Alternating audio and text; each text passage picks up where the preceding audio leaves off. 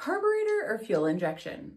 If you own a classic car, build performance engines, or just love learning how cars work, you've probably heard this debate before. Carburetors dominated the automotive world for decades, but today almost every modern vehicle uses fuel injection. So what's the difference between them? How do they work, and which one's actually better? Let's break it down. Before comparing them, let's start with the basics. Both carburetors and fuel injection systems have the same job: mixing air and fuel so your engine can create combustion. Your engine needs the right air-fuel mixture to run efficiently and to make power. Too much fuel, the engine runs rich. Too little fuel, the engine runs lean. Both systems deliver that mixture to the engine, but they do it in very different ways. Carburetors are completely mechanical devices. They work using something called the Venturi effect. As air flows through a narrow section inside the carburetor, the airspeed increases and that pressure drops.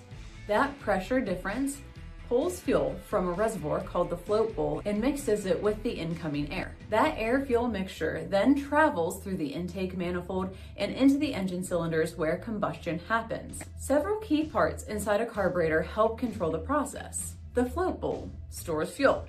Jets control how much fuel enter the airflow. Choke enriches the mixture during cold starts. Throttle valve controls airflow and engine speed. Everything controlled by mechanical components and airflow, not electronics. This simplicity is a big reason carburetors remain popular for decades. Fuel injection systems are much more advanced. Instead of relying on airflow to pull fuel into the engine, fuel injection systems spray fuel directly into the intake or combustion chamber using pressurized injectors. These injectors are controlled by the vehicle's ECU, the engine control unit. The engine control unit constantly monitors sensors around the engine, including airflow sensors, throttle position, engine temperature, oxygen sensors, and engine load. Using this data, the computer calculates the exact amount of fuel needed and tells the injectors when and how long to spray. This allows the engine to maintain the ideal airflow mixture under almost any condition. There are also different types of fuel injection systems. Port fuel injection sprays fuel into the intake port before it enters the cylinder.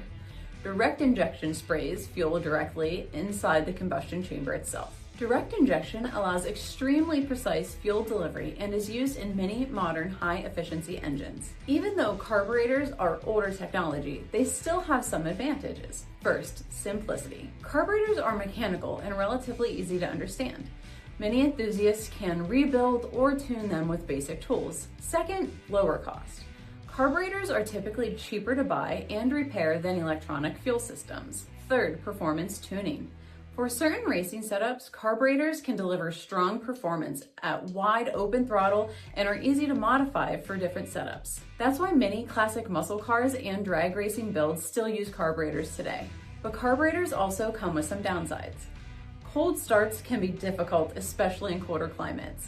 They also require regular tuning and adjustments to maintain the correct fuel mixture. Because carburetors rely on airflow and vacuum instead of sensors and computers, they aren't always nearly as precise as modern fuel injection systems. They also struggle with emission regulations, which is one reason automakers moved away from them. Fuel injection systems solved many of those problems because they're controlled by a computer.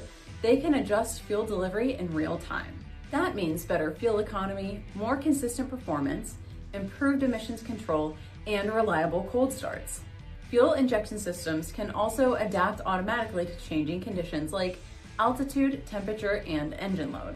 This level of precision is why modern engines rely on fuel injection. But fuel injection isn't perfect either. These systems are more complex with sensors, computers, wiring, and high-pressure fuel systems. That means repairs can be more expensive and often require specialized diagnostic tools.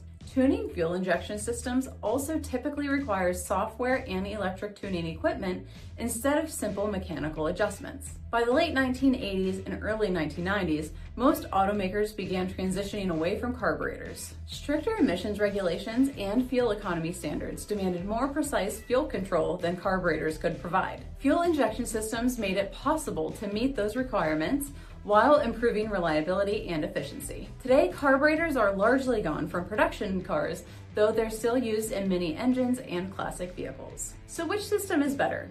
It really depends on what you want from your vehicle. If you love classic cars, simplicity, and hands-on tuning, a carburetor might be exactly what you're looking for. But if you want maximum efficiency, reliability, and modern performance, fuel injection is the clear winner.